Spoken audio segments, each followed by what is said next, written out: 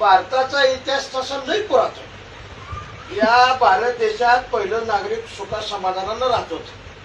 पण या भारत देशामध्ये हे ब्रिटिश सरकार व्यापारी म्हणून टिपी टिपी टिपी टिपी टिपी टिपी प्रस्थापित झाले. आणि भारतात येऊन या इंग्रजांनी भारतातला कच्चा माल एकत्रित केला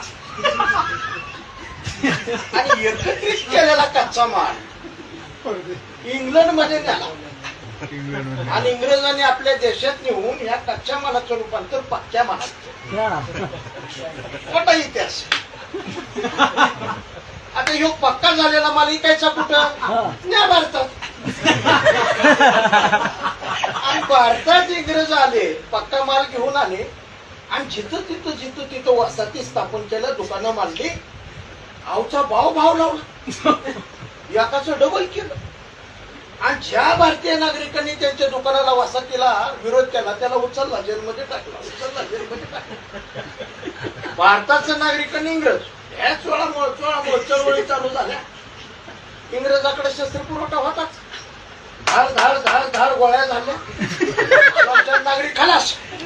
पांगलं. भारताचं नागरिक इसकटलं, घाबरलं, पण निर्णय घ्यायला पुन्हा एकत्रित आलं. आणि एकत्रित येऊन या भारतीय नागरिकांनी क्रांतिकारी संघटना स्थापन केल्या. क्रांतिकारी संघटनेचे पांढरे कपडे घातलेले क्रांतिकारी आणि पुन्हा इंग्रज यांच्यात हे चोळामोळ चळवळी.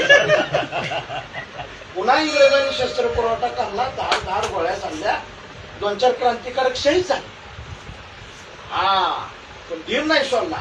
शेवटी विक्रांतीला विचार करावा लागला.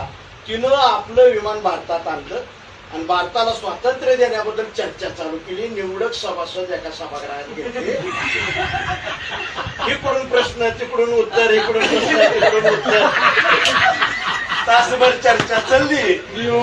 इंग्रजांनी स्वातंत्र्य डिक्लेअर केलं, पण जाता जाता घाण केली. पाकिस्तान वेगळा केला.